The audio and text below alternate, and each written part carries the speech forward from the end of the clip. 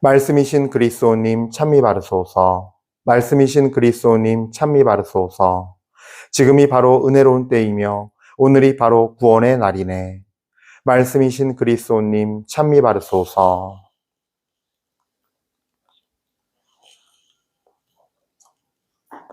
주님께서 여러분과 함께 또한 사제의 영과 함께 마테오가 전한 거룩한 복음입니다. 주님 영광 받으소서. 그때 예수님께서 제자들에게 말씀하셨다. 내 이웃을 사랑해야 한다. 그리고 내 원수는 미워해야 한다. 고 이르신 말씀을 너희는 들었다. 그러나 나는 너희에게 말한다. 너희는 원수를 사랑하여라. 그리고 너희를 박해하는 자들을 위하여 기도하여라. 그래야 너희가 하늘에 계신 너희 아버지의 자녀가 될 수 있다. 그분께서는 악인에게나 선인에게나 당신의 해가 떠오르게 하시고 의로운 이에게나 불의한 이에게나 비를 내어주신다. 사실 너희가 자기를 사랑하는 이들만 사랑한다면 무슨 상을 받겠느냐? 그것은 세리들도 하지 않느냐? 그리고 너희가 자기 형제들에게만 인사한다면 너희가 남보다 잘하는 것이 무엇이겠느냐? 그런 것은 다른 민족 사람들도 하지 않느냐? 그러므로 하늘의 너희 아버지께서 완전하신 것처럼 너희도 완전한 사람이 되어야 한다. 주님의 말씀입니다. 그리스도님 찬미합니다.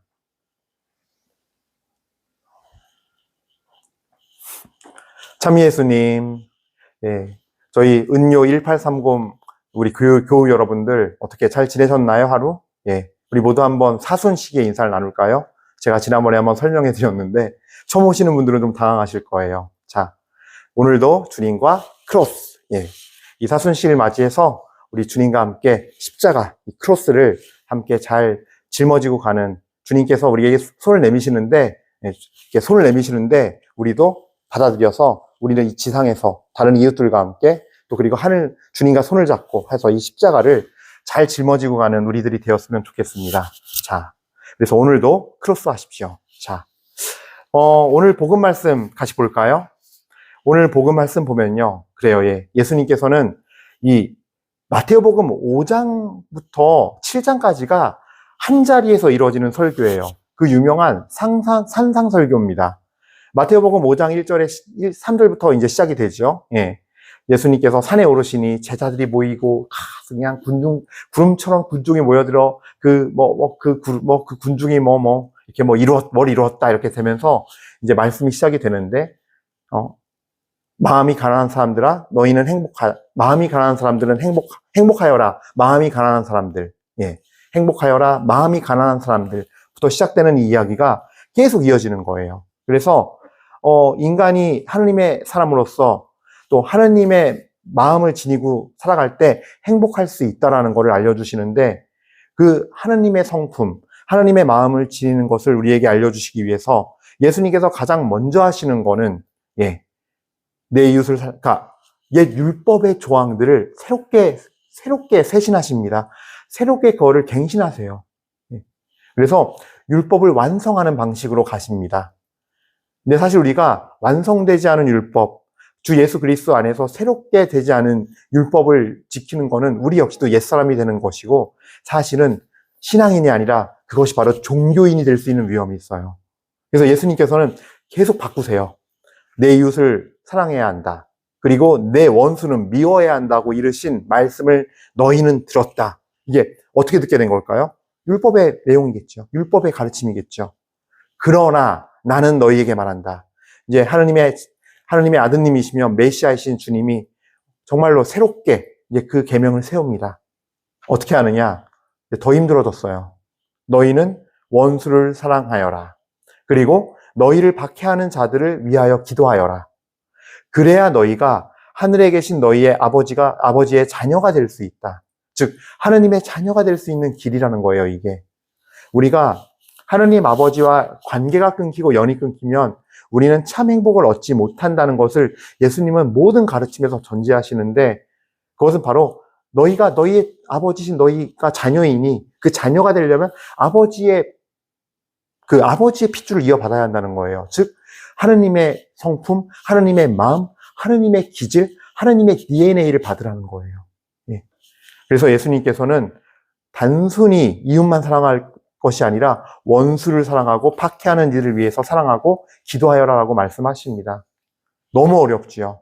너무 어려운 말씀을 우리에게 주시는데 제가 어제 복음에 의해서 다시 한번 강조하지만 세상에서 말하는 합리성과 세상에서 말하는 어떤 인간의 존엄성만 그 인본주의적인 것만 바탕으로 놨을 때는요. 사실 원수를 사랑할 이유가 없죠. 사랑할 필요도 없고 나에게 상처를 가한 사람이 심지어 불법적으로까지 나에게 가해를 했다면 법적으로 갚아주고 그들이 벌 받는 걸 보게 하는 것이 공정과 정의예요. 어디가 말하는? 세상이 말하는 인본주의적인 관점에서. 그러나 예수님은 이제 그것마저 깨시는 거예요. 그래서 사실은 인본주의는 한편으로는 하느님의 사랑 안에 범죄에 들어가지만 한편으로는 인본주의는 이게 눈에 보이는 세상에서의 어떤 법칙과 합리성에 근거한 거기 때문에 또 눈에 보이는 이 사람들의 사람과 사람을 가장 가치 있는 것으로 여기고 하는 것이기 때문에 한편으로는 깨야 할 우상일 수도 있어요. 사실은 우상이 맞아요. 예.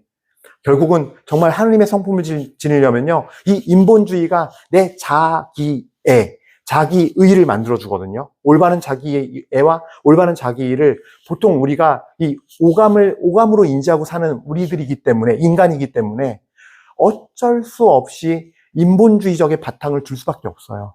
왜? 내가 경험하는 거니까, 몸으로 체험하고. 내 옆에 같은 사람들이 있으니까, 우리니까, 함께니까 라는 어떤 그런 논리를 가지고 그 함께 했을 때 어떻게 하는 것이 가장 합리적이고 가장 어떤 좋은 것이냐를 합의하는 방식이기 때문에 인본주의는 그러므로 거기에 눈에 보이지 않는 하나님이 자연스럽게 배제가 돼요.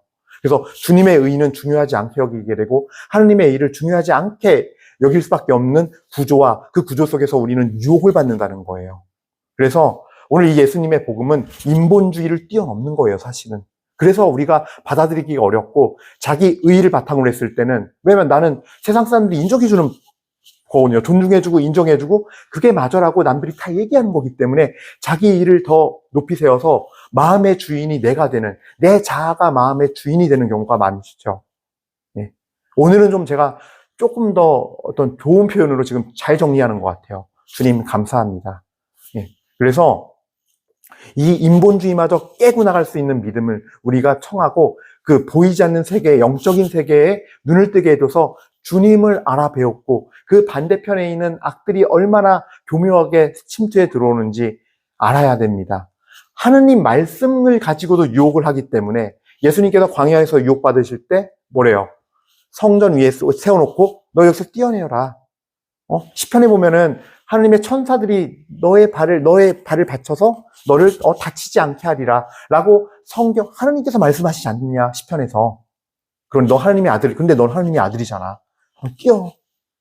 그렇게 하느님의 말씀을 가지고도 그 거룩하신 생명의 말씀을 가지고도 유혹하는데 우리 인본주의적인 논리에까지 마귀가 그 보이지 않는 세력들이 못 들어올까요? 더 쉽죠.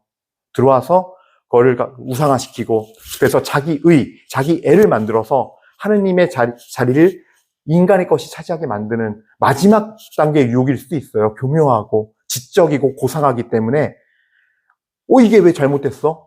라고 하면서 이게 옳은 거지 라고 하면서 오히려 옳은 것 안에 들어가서 우리를 하느님께 멀어지게 하는 거죠. 예. 이 예수님께서 말씀하신 원수 사랑과 박해하는 이들까지 사랑하는 이 사랑은요, 하느님과 우리를 멀어지게 하는 것이 아니라 하느님의 자녀가 되게 하는, 그분의 성품을 지니고 그분의 것이 되게 하는, 그분의 DNA를 지니게 하는, 내가 그분을 닮고 그분처럼 될 수 있는, 그분과 같을 수 있는 그런 힘을 주는 말씀입니다. 그래서 우리가 좀 더 잘 생각해 봐야 할 것 같아요. 자, 오늘 제가 이야기를 하나 준비했는데요. 저는 이거를 제가 예전에 손희성 주교님께서 예전에 글을 올리신 걸 보고 되게 감동 깊게 읽었던 적이 있는데 이걸 다시 찾았어요. 그래서 좀 더 자세하게 어떤 분이 내용이 올리신 게 있어서 그 편지 내용인데요. 정말 하나님, 이게 오늘 복음의 말씀을 정말 실천한 어떤 수녀님의 얘기예요. 한 여성으로서, 수녀님이기 전에 한 여성으로서 정말 너무나 많은 대단한, 어쩌면 전 남성이 이렇게 이 마음을 온전히 여성들만큼 이해를 못할지도 몰라요. 근데 한 가지 분명히 느끼는 거는 정말 원수를 사랑하고 하느님의 사랑 때문에 하느님을 사랑하기에 하나님의 말씀과 그 뜻을 순종하는 것을 그래서 선택할 수 있었기에. 왜냐하면 하나님을 사랑하기 때문에 따르니까요. 예. 그거를 온전히 보여주면서 그 정말 자기에게 그런 치욕스러운 일을 저질렀던 그 사람들을 용서해 준 이야기입니다. 유고슬라비아의 이제 그 전쟁 중에 있었던 일인데요. 예. 그 전쟁 때 이제 수녀님의 스토리를 들려드리겠습니다. 편지 내용이에요. 사랑하는 원장 수녀님, 저는 세르비아 군인들에게 동료 수녀들과 제가 강간당한 일에 관하여 말씀드리고자 이 편지를 올립니다. 그것은 저를 부르신 하느님께 자신을 온전히 바치겠다고 한 서약을 받아주신 그분 외에는 아무에게도 이야기할 수 없는 너무나 잔혹한 일이었습니다. 제가 겪고 있는 이 암담한 심정과 고통은 한 여자로서 겪은 치욕스러운 일만을 말하는 것만이 아닙니다. 이는 저를 당신의 영원한 배우자로 선택하신 하느님께서 저에게 허락하셨을 이 엄청난 일을 믿음으로 받아들여 제 삶의 한 부분에 간직하는 것이 지금 제게는 가장 큰 고통입니다. 불과 며칠 전 저는 가르멜 수사들의 대화록을 읽으며 저도 순교자로 죽을 수 있는 은총을 청해야겠다는 생각을 했었는데 주님께서는 이렇게나 이 기도를 빨리 들어주셨습니다. 이 전쟁과 군인들은 제가 소망하던 영원한 계획을 무참하게 파괴하고 말았습니다. 10대 시절의 일기장에 나는 아무에게도 속하지 않으며 또 누구도 나에게 속하지 않는다라고 쓴 기억이 납니다. 그런데 다시는 기억하고 싶지 않은 어느 날 밤 군인들 중에 저를 강제로 끌고 가서 저를 자신의 소유로 만든 사람이 있습니다. 그 암흑이 지나고 정신을 차렸을 때 생각난 것은 올리브 동산에서 고뇌에 찬 기도를 드리던 예수님이었습니다. 그리고 하느님께서는 무엇 때문에 내 삶의 희망이었던 성수의 길에서 나를 이렇게 산산조각이 나게 하셨는지, 그리고 도무지 받아들일 수 없는 이 낯선 길을 통해 어떤 소명의 길로 인도하실지 저를 저 자신에게 묻고 있었습니다. 그때 우리 수녀원 옆에 있던 수도원에서 울리는 종소리를 들었습니다. 저는 성호를 그으며 이 시간 골고타 산에서는 참되신 파스카의 양 그리스도께서 우리를 구원하시려고 우리의 죗값을 치르고 계신다네 라는 미사성가를 마음속으로 불렀습니다. 원장 수녀님, 주님이 겪으신 그 고통에 제 생명을 바치겠다고 한 수없이 많은 맹세와 제가 견디어야 하는 이 고통과 모욕감은 무슨 의미가 있는 걸까요? 저는 주님, 당신께서 분명히 제 곁에 계시다는 것 외에는 제게는 아무런 도움도 안 되오니 당신의 뜻을 제게 이루소서라는 기도를 드렸습니다. 저는 전쟁으로 많은 것을 잃고 상처받은 수백만 동포들의 아픔에 저 자신도 함께할 수 있게 해주신 하느님께 감사드립니다. 비록 제가 원하지는 않았지만 저에게 허락된 이 모성을 받아들일 수 있도록 원장 수녀님의 기도를 부탁드립니다.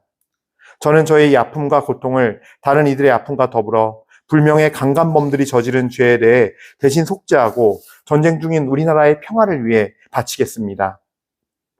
지난 몇 개월 동안 우리 마을을 공포의 도가니로 몰아넣고 만행을 저지른 그 사람들에 의해 살해된 제 두 오빠를 생각하면서 눈물이 마르도록 울었으나 제게 이런 고통이 닥치리라고는 생각조차 해보지 않았습니다.